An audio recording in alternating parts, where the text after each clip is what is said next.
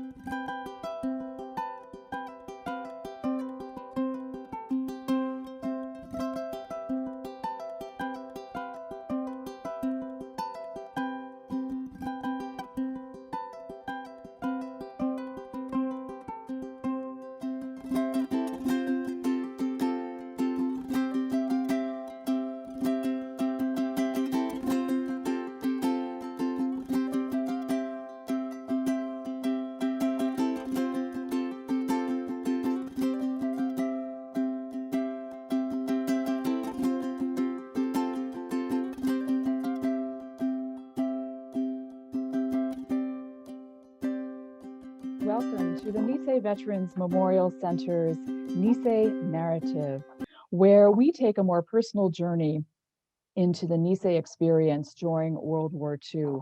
My name is Deidre Teagarden. I'm the director here at the Nisei Veterans Memorial Center, where our mission is to inspire people to find the hero within themselves through the legacy of the Nisei veterans. You can find out more about our center on the web at nvmc.org. Today, we welcome Mr. Takeshi Nakayama, who is going to share his family's personal story of internment. But before I introduce him, I just wanted to go over a few housekeeping items for those who might be new to our Zoom webinars. First of all, we accept questions. We love to take questions. You can write them as they come to you by clicking that little question and answer box at the bottom left of your screen. We will get to as many as possible throughout the event. And also, this is being recorded and will be available on our Nisei Veterans Memorial Center's YouTube channel in about a week. So we encourage you to share that with your friends and colleagues, and also linger a while to see some of the other talks that we have done. And a big mahalo to our sponsors, with whom we could not do any of the programs that we do here at the center. And you saw them as you were tuning in just a few minutes ago. I also want to acknowledge and mahalo the gentleman who introduced Mr. Nakayama to us here at the Nisei Veterans Memorial Center, and that is Gavin Kelly, who worked with Mr. Nakayama for many years at the Dafu Shimpo in Los Angeles. And full disclosure, Gavin is also my brother, and excited to have him helping on this call today. So without further ado, it gives me great privilege to introduce our speaker, Mr. Takeshi Nakayama. Takeshi Nakayama is a Los Angeles-born Nisei, former writer for the Dafu Shimpo newspaper in Los Angeles. During World War II, when he was a small child, his family was among 120,000 plus persons, 120,000 plus persons of Japanese ancestry, forcibly exiled from the West Coast and imprisoned in America's internment camps. His family was first detained at the Santa Anita racetrack, where the family slept in a horse stable that, according to his mother, smelled like horse manure, and then incarcerated in a concentration camp in Rohr, Arkansas. In total, he and his family spent 3.5 years in captivity as guests of the US government. He attended public schools in Los Angeles and is a graduate of Cal State Los Angeles. Nakayama is now retired, but does some freelance writing for the San Francisco-based Nichibei Weekly. Mr. Nakayama, thank you so much for being here today. Thank you for having me. And thank you, Gavin, for the introduction to TAC and for being here today as well. It's my pleasure. So, Mr. Tack, I just wanted to start off with at the beginning, and have you give us a little bit more of an overview about your parents, and where they came from. They were Issei, correct? My parents are Issei from Wakayama Ken. I don't know if you know where that is. It's on Honshu. And the people there speak in the same accent, same dialect as people in Osaka and Nara and Kyoto, I guess, and Miyaken. And my father first came to the US when he was a teenager with his father, around 1917 or 1916 or something like that. And while his father and his older brother worked on the fishing boats out of Terminal Island, which is in San Pedro, my father went to junior high and high school in Los Angeles. He worked as a houseboy for some well-to-do family, I guess. And he attended Virgil Junior High School and Polytechnic High School. So he spoke all right English. And he returned to Japan to marry my mother when he was a young adult. And he worked for a while for an import and export company in Japan as a salesman. And then he married my mother, and they came to the US in 1936 and made their home in the Boyle Heights section of Los Angeles. And my father in LA, he also worked as a salesman for an import-export company, a Japanese company. And he was able to come to this country in 1936 because he had a merchant's visa. Otherwise, because of the 1924 immigration bill, which limited the immigration of Japanese to this country, they limited it to people in academia, students, and merchants, and religious people. So because of that, he was able to come here. So, you were talking earlier before this call. Your father was a successful businessman, and your mother was raising. At that time, you had 2 or 3 other siblings. 4 boys. Well, I don't know how successful my father was in business. First, he was working for the import and export company, but a little bit before World War II started, he began his own business, which was kind of bad timing. Because as soon as Japan attacked Pearl Harbor, then the FBI took him in for questioning, and they treated all Japanese with great suspicion. And although my father was not jailed or anything, we knew that it was a matter of time before they did something to us. So can you talk a little bit about that, and how your family found out that you were going to be taken away? I think the government made some big announcement around March and saying we better be evacuating voluntarily if we can. But of course, most people couldn't. Some that could tried to get into Utah and Colorado. And it was difficult going anywhere because of the anti-Japanese sentiments all over the country. But some did get to Colorado, where the governor was kind of an understanding person, Governor Carr. and a few also landed in Utah.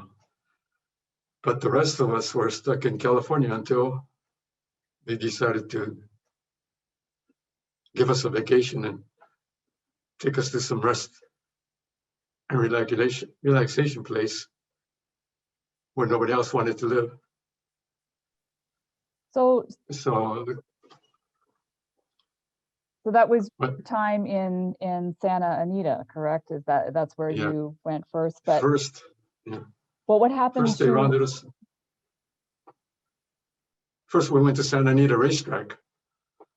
Some of us were housed in the horse stables, which smelled like horse manure, according to my mother, and others got to stay in the newly erected barracks. And at mealtime, which was in the grandstand, we had to form long lines to go up to the grandstand to eat. And while we were away eating, some people sneaked into our sleeping quarters, either in the horse stables or the barracks, and stole people's valuables or whatever they had. And after a while, people got disgusted with that. And before you know it, there was a riot. And some people were trying to beat up one employee. I don't know who he was. But my father was going sober with me, but he turned around and took me over to the riot to watch what was going on.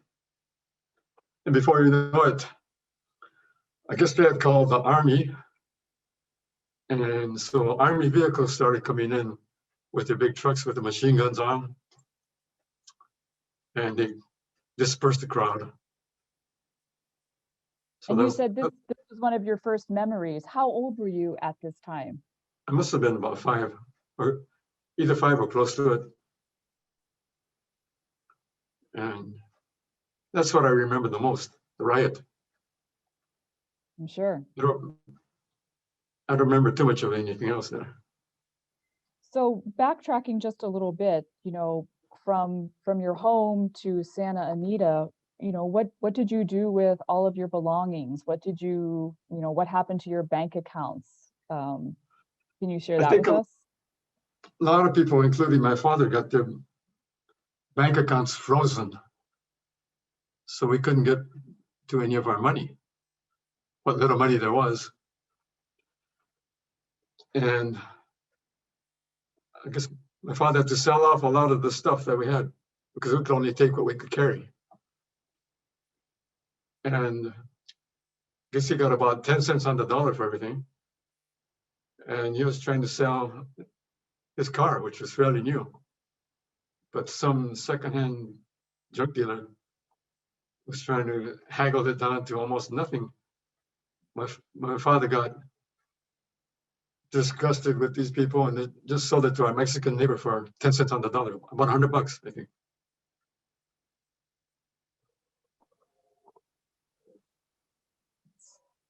And we took what we could carry with us. So it was your family, 4 siblings, your mother and father, and whatever you could carry, and you were sent to the horse stables at Santa Anita. Yeah. And my mother had to carry our youngest brother because he was a baby. So how long were you in Santa Anita before you were then transported to Rower? I'm not sure. It was a few months, I guess. I really don't know. And how was that? How were you transported? How did you get there? I heard we got there by train, although I don't remember anything about that. I must have been sleeping a lot. In fact, I don't remember getting there. Do you have any memories of or stories that your parents shared with you about that, when you finally got to Rower? I actually got some photographs thanks to the University of Arkansas archives that I'd like to share just to show people how desolate everything was. But do you have anything about that you remember or can share? I think it was next to the swamps or something. It was a hot and humid area. There are a lot of snakes around, snakes and frogs and lizards and all that kind of stuff. And there was a river nearby that had garfish, which are pretty big fish. Looked like they had sharp teeth and everything. And the bigger kids used to try to catch them. And I think they tried to catch some of the, I don't know what they were, shrimp or something. But little kids like me and my friends, we just got some rocks and tried to kill some of those frogs that are around. But I don't know if we succeeded or not. Me and little kids. Yeah, so these were incredibly formative years that you were experiencing all of this, you know, starting with the age of 5 years old. That's a lot for anyone. Definitely a lot for a 5-year-old to take in. How did your parents keep it going? They were just in a survival mode. Just had to keep going. Especially with all the little kids. They had 3 girls born in camp, 1943, 44, and 45. So my mother had her hands full.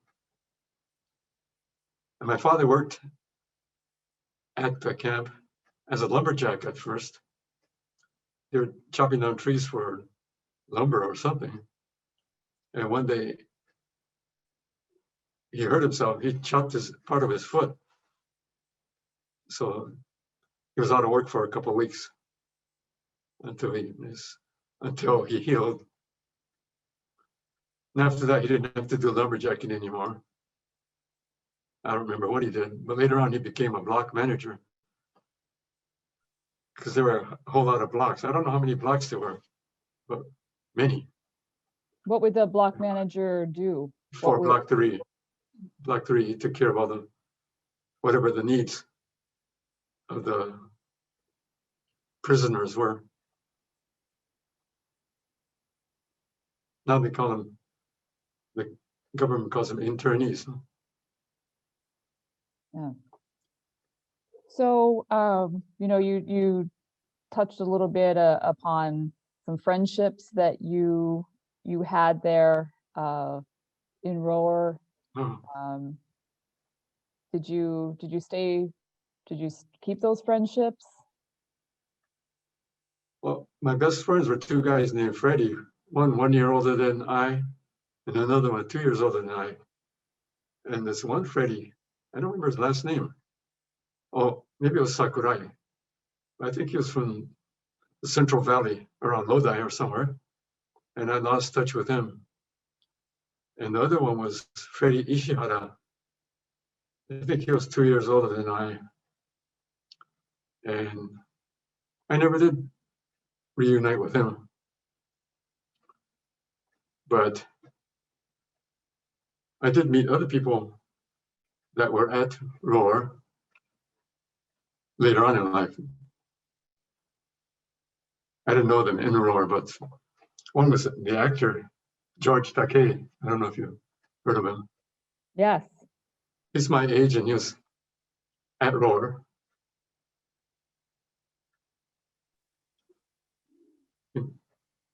He might be an interesting person to talk to. Definitely. So you had mentioned again before the Zoom talk about a Christmas memory that you had. Yeah. That kind of brought in the whole Nisei. I think it was the first Christmas we were there. I don't know who gave the party, but there was a Christmas party for us. And some Nisei soldiers from Camp Shelby in Mississippi, which is the next state over, came over.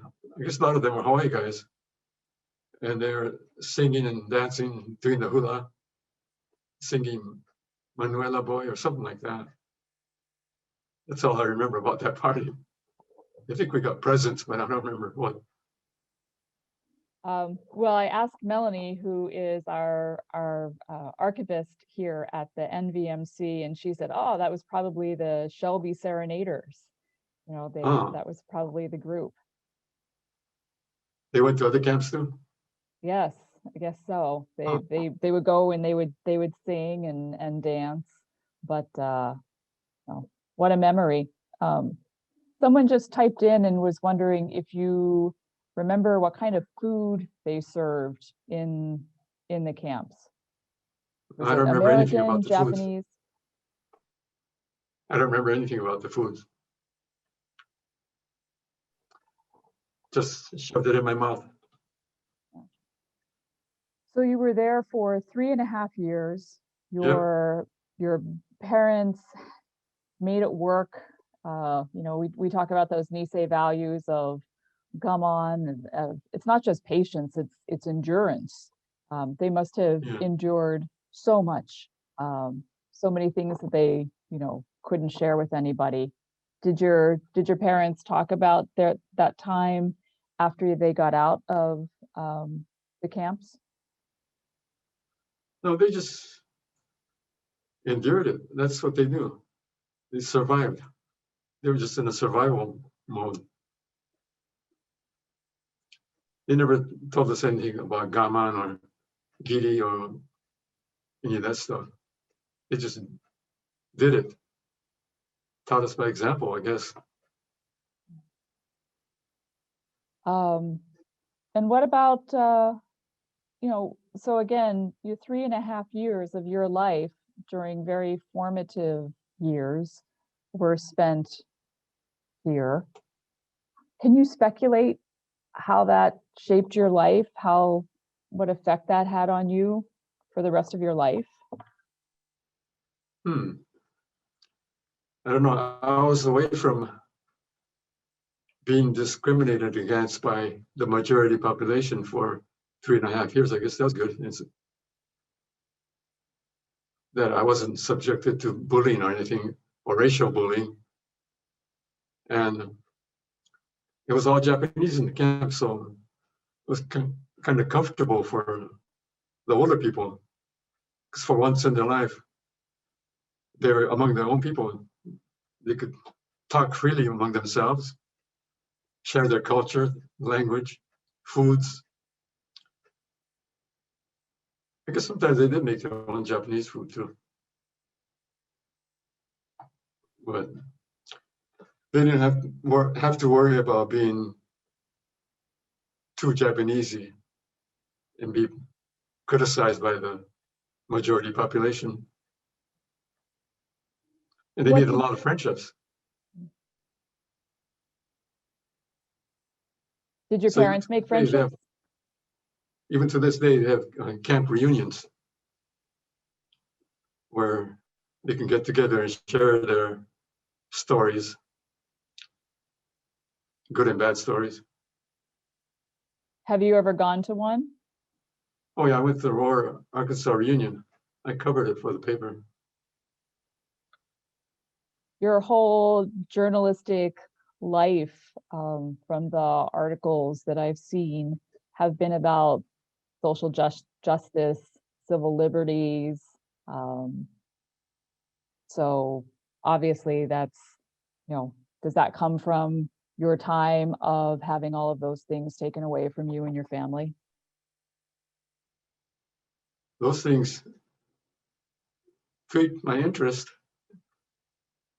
so I wrote about them. But I also wrote some silly stuff too. Like one was about this guy.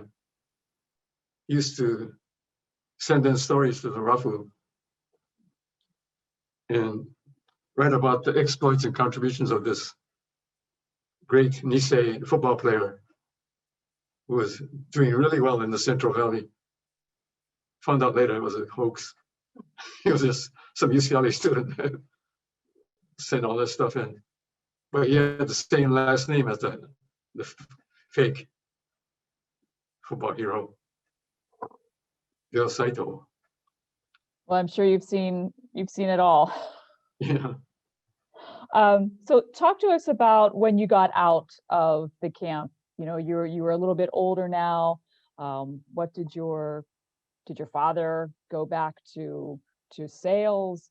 Were you? No, he couldn't go back to sales at first because there was no Japanese import-export company in LA to do that.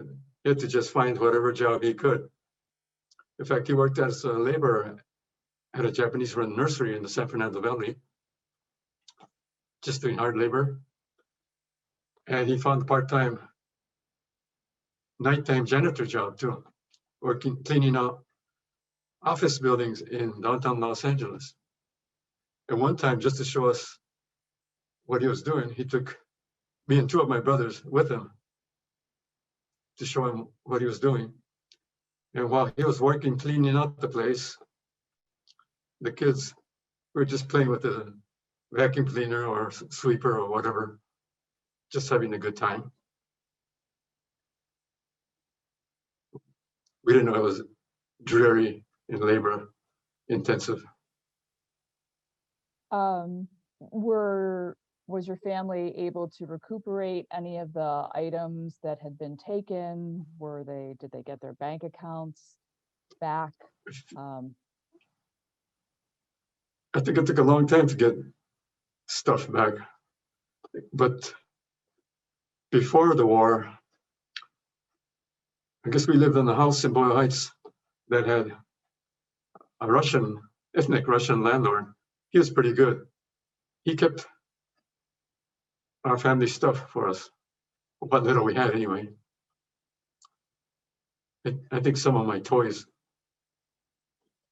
and whatever else, I don't know, furniture, clothes or something.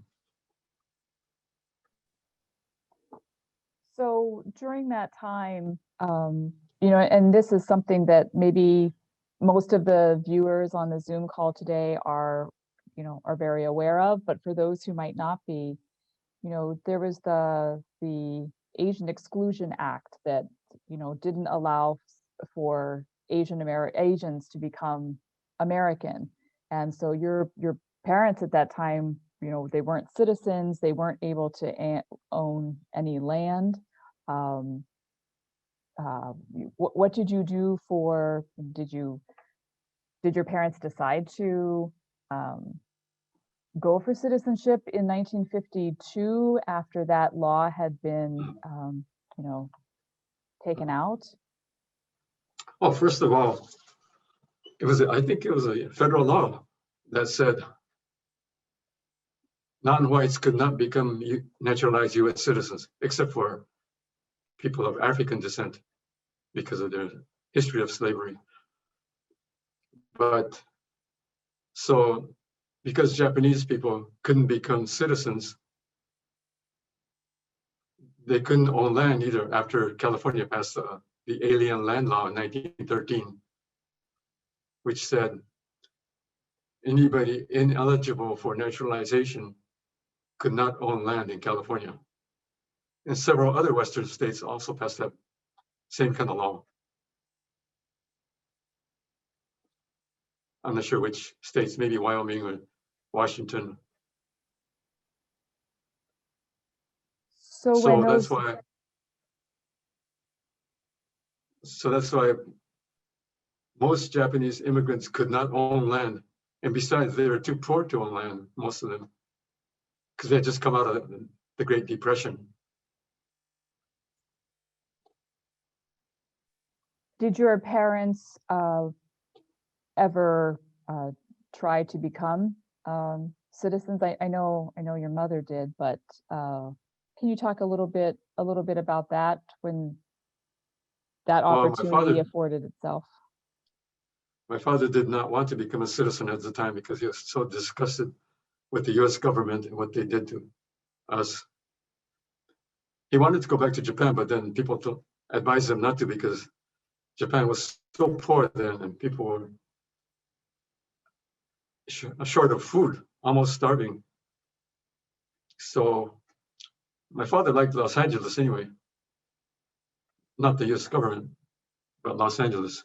So he stayed here and worked at whatever to make a living. And eventually he got a job with a import-export Japanese company. And was able to make a living. No, that was with a local Japanese American company. Yeah. Then after a while, he made enough money he started his own company, import and export. And he had that for a while, but then along came a recession and that kind of wiped him out. So he had to go back to working for somebody else.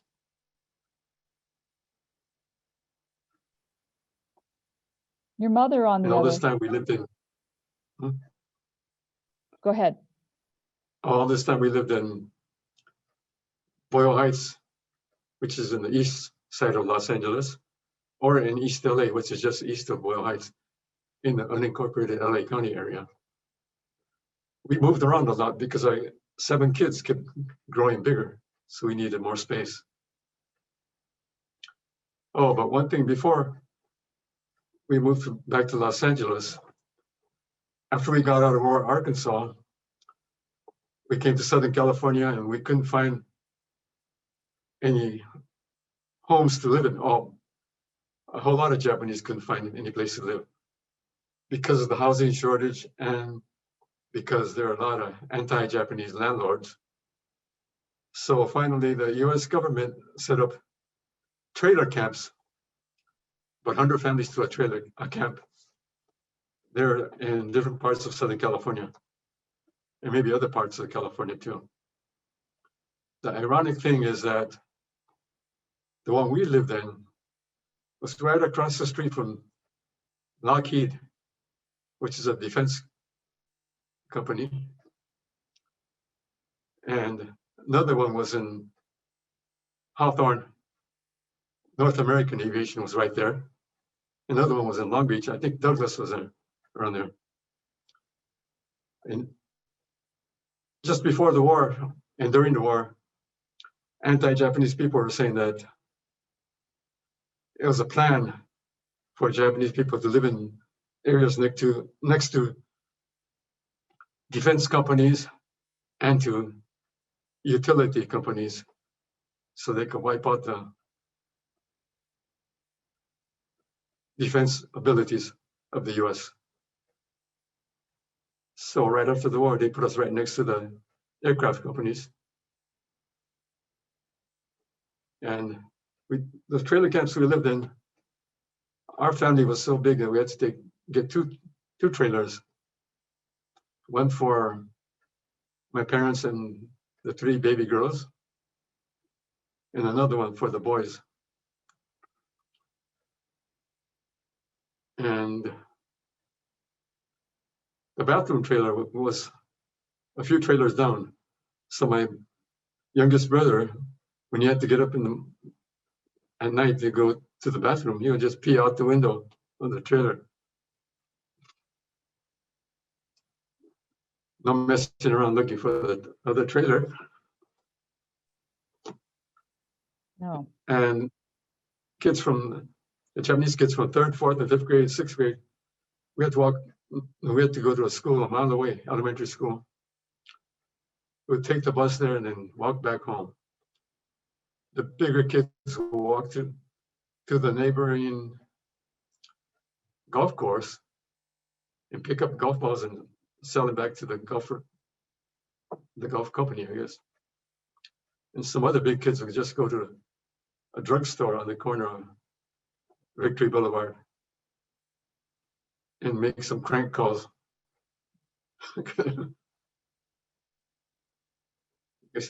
Telephone was cheap then. It's harder to do crank calls on the cell phones, isn't it? Oh yeah, no. Everyone knows who's calling. Yeah. You talked about racial bullying, that when you were in the camp, you didn't experience the racial bullying, which leads me to believe that when you were outside, you did. Do you feel comfortable talking a little bit about that? Well, those of us who live in Boyle Heights and areas like that didn't experience much of that. because most of the people there were Mexicans, Mexican Americans, and sizable population of Japanese too. And the white people were ethnic Russians or Jews mainly. The Jews were moving out fast to the west side by then. So there was no bullying that I know of in Boyle Heights or East LA. But I guess Japanese people who lived in areas which were predominantly white, I heard some of them got bullied and insulted and all that.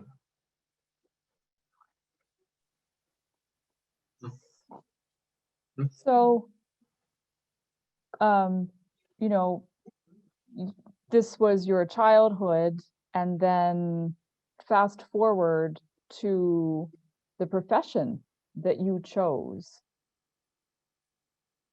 Did your upbringing move you into journalism?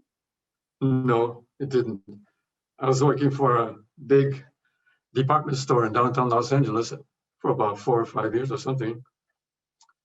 And I got tired of that because the pay was not too good.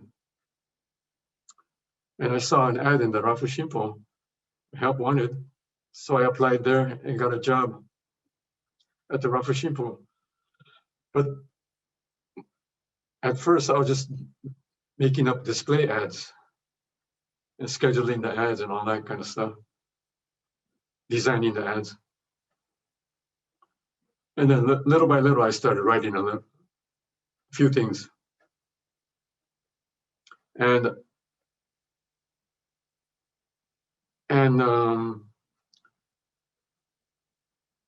my daughter was going to preschool at the time. And there were a couple of women whose kids were going to the same preschool and they were friends. So we started talking to each other. And turns out they were members of the National Coalition for Redress and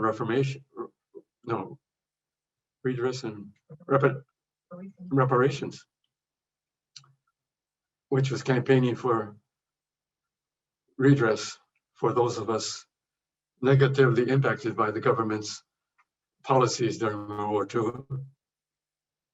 So I started writing about that stuff, redress and reparations,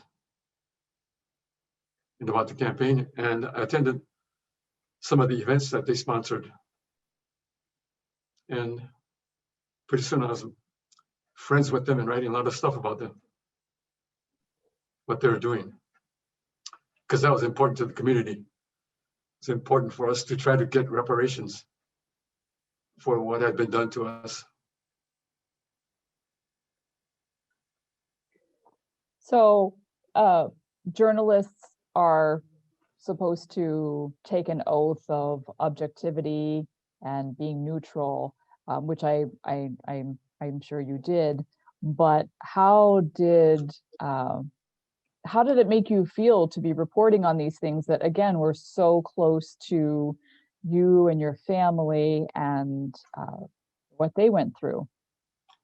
Well, I was able to just stick to the facts, let the facts speak for themselves. And the facts did show, history did show that the government did a lot of rotten things to us and they needed to be righted. The government What did your parents think about you, about the redress movement and about you covering it? Were they involved with that? No, my father died before the campaign really got heated. And my mother didn't understand much English.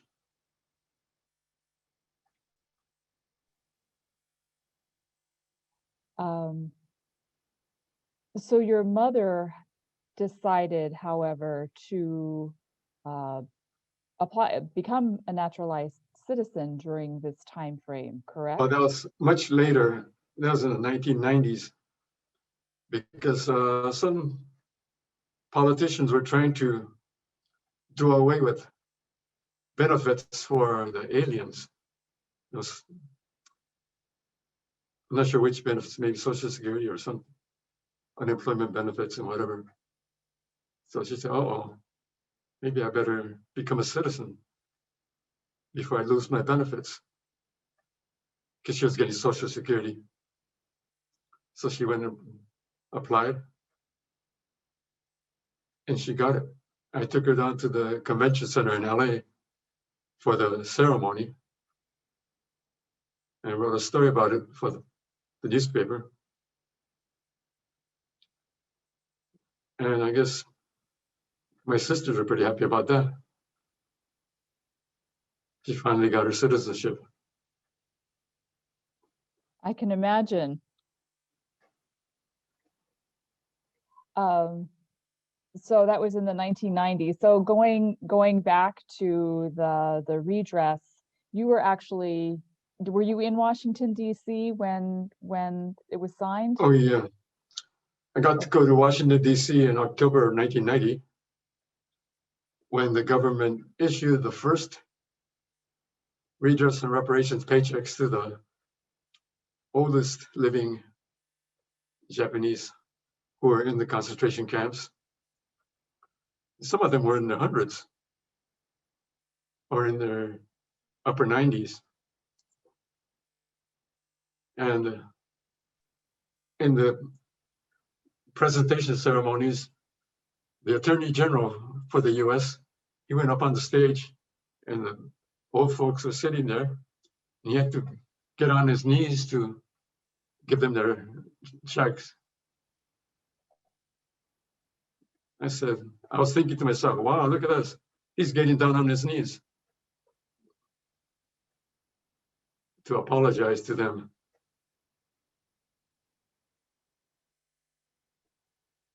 I have the picture that you took up on the screen. Yeah. That must have been very emotional. Yeah, it was for a whole lot of people, especially the ones that were old enough to really feel what it was like to have their freedom taken away from them. It wasn't as bad for people who were really young.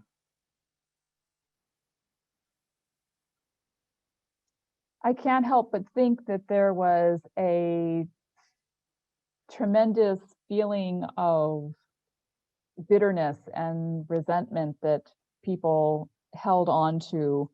Did you experience that in writing your articles or talking to people? I probably did in talking to people. I was too young to have been feeling that bitter. But the older people, especially when they had to testify at the Commission of Wartime Internment of Civilians, which was held in the 1980s, a lot of people just broke down and cried while testifying to the commission about how they got less than adequate health care for their mothers, or a lot of bad stuff anyway. And they would be crying and testifying. And then there was one white woman, she was all against this redress. Somebody named Lillian Baker from Gardena. Gardena had a lot of Japanese living there. And for some reason, she didn't like Japanese.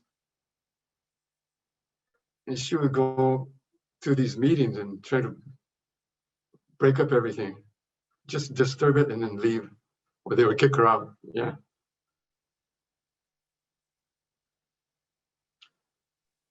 And she said she's against all these Japanese because her husband left her to go fight the Japanese. And then this one guy, Japanese American guy, he said, well, if I was her husband, I would leave too. Because she was like a female dog. Indeed. Um, so again, you know, during this time frame, did you talk to your siblings about what redress meant? Were they how did they feel? Were they of mixed emotions? Were they um, Well, there were happy? four, Yeah, sad, or emotional? I guess they must have been very emotional. just kind of emotional because they weren't little kids or babies at the time they were imprisoned. So they really didn't have that much of a sense of betrayal by the government. But then later on, they found out they'd been imprisoned just because of their race. Yeah. Because the Germans and the Italians, Americans weren't jailed or imprisoned. You didn't see Frank Sinatra or Dean Martin or Mayor LaGuardia of New York being imprisoned because of their Italian ancestry. You didn't see Babe Ruth Right. or Dwight Eisenhower being interned because of their German ancestry. It was only the Japanese. How many years did you cover the impacts of the internment altogether? Geez, I don't know. Um, maybe at least 20 years, probably more. And you were with Rafu Shimpo for about 36 36 years. years altogether? Yeah. But even to this day, you are still doing articles for Nichibei Times Weekly. Yeah. about Nichibei anniversaries, Weekly. Nichibei Weekly. Yeah. Someone's asking, so when did the internment and all of that really show up in the mainstream media in those 20 years? When did it finally become something that everybody was talking about? Do you remember? Oh, every once in a while there'll be an article in the LA Times that I recall. Like when they had well, the NCRR and the JACL, that's the Japanese American Citizens League, they co-sponsor a Day of Remembrance close to February 19th every year. Because February 19th, 1942 was when President Franklin D. Roosevelt issued an executive order which led to the incarceration of all Japanese people on the West Coast in the so-called evacuation from the West Coast into relocation centers. That's a euphemism for concentration camps.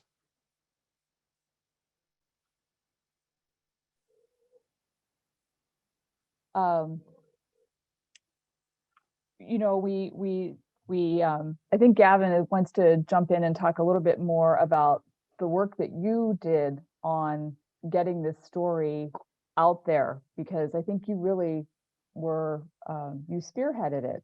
Gavin, I'm going to turn it over to you. Okay, hi, Tak. Hi, So where are you? I'm in Los Angeles. Oh, So I was just going to say that you know, the last couple of questions Deidre was asking basically establishes that the carrying this story along for 20 years, it sort of fell on your shoulders and a few other reporters who worked alongside you, and without that coverage, it's really hard to say if the reparations and the redress would have broken through even as late as they broke through. Are there other people that you can speak to, like who else was covering this story for such a long time, and you know, such an important story that seems to, even in our history books, glossed over? I don't know who was carrying it because I didn't read the other papers. You're talking about the other ethnic Japanese papers? Or just anybody. It seems to me when I first started working with you, and I think some of our old colleagues took me back to the archives and pulled out some of the archives. I think Mario did that with me. It just looked like you were the person who was carrying this story for so long and keeping it in the light. and to make sure that the public knew about it, so they would join the campaign, either through donations or actually getting out there and doing the marching for justice. Well, actually, we didn't march, just drove our cars to the place.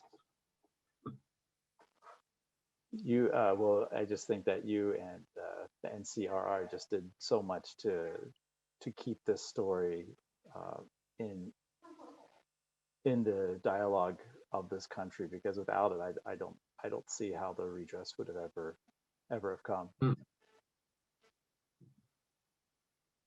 But it came. Yes, it did. A lot of people were so happy. Felt like they had achieved a victory, that they had been vindicated, that they were no longer just enemies and prisoners of the US. Yeah, my mouth is so dry. So while you take a sip of water, you know, I know your daughter is on the call today.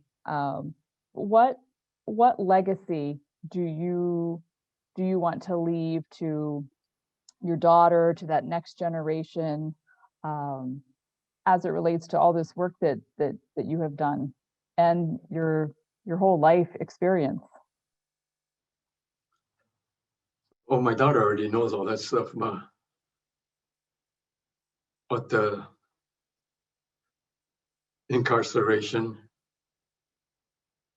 and the campaign for redress and all that. She went to UCLA and she was in the Nikkei Student Union. And I guess they taught about all that stuff too. But just want everybody to be aware of what can happen again if they're not careful, because we almost had a fascist takeover on January 6th. I wouldn't want to have to go through another time like when we first came back from the concentration camps, and my father took us to the beach a few years later, and some fat white woman was sitting on the beach just eating corn cob after corn cob and just feeding her face. And then she saw me and my two brothers who were out playing in the sand. He goes, "Hey, get out of here, you dirty yellow belly, slanty eyes, dirty Japs, go back where you came from." Then she told her son to start throwing sand at us. But the son was about a year younger than I, and there were three of us, and we just gave him the stink eye until he just backed off. But that was pretty ugly. And then a few years later, some of us were playing in the front lawn of, might have been the local high school, but I'm not sure now. Then the gardener came out and yelled at us to get off the lawn, called us a bunch of yellow-bellied, slant-eyed, dirty Japs. Why don't you go back where you came from? So we just started yelling at him, "Go back where you came from, you blank and blank." And that's odd because back then, most of the gardeners, or a lot of the gardeners, were Japanese. And there was this white guy doing gardening. And that's it. Well, now you also have all of those attacks against the elderly Asians, happening. So, why can't we as humanity learn learn our lesson and learn compassion. Yeah, like Rodney King said, why can't we all get along?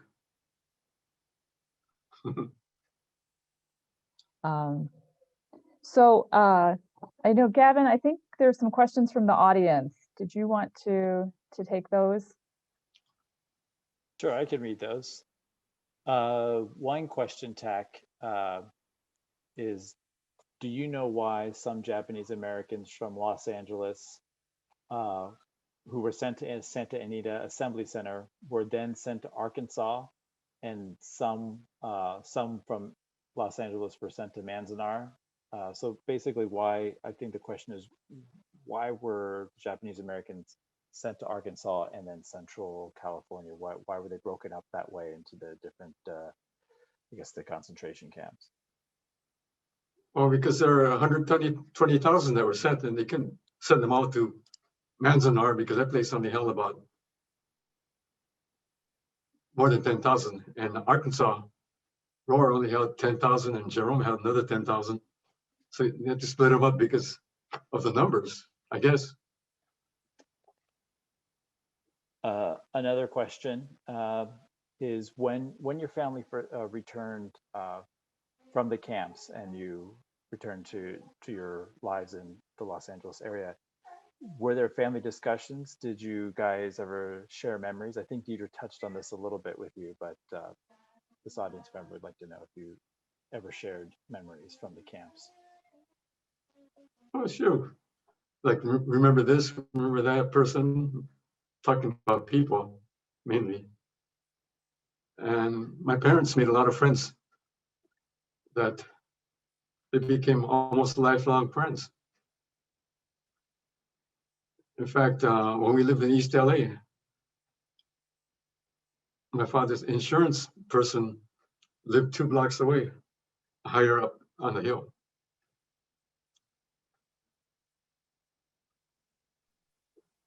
Those are the questions that we have so far. I don't know if anybody else has questions, you can type them and we'll ask them on the air. We have one more. Were there any cases where children were separated from their parents that you know of? I don't know of any, but I think some of they had orphanages like at Manzanar or something.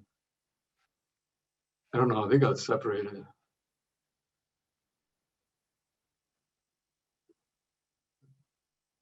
But as far as I know, I haven't heard of any separations like they did for the Mexican immigrants trying to come into this country, or Hondurans or whatever.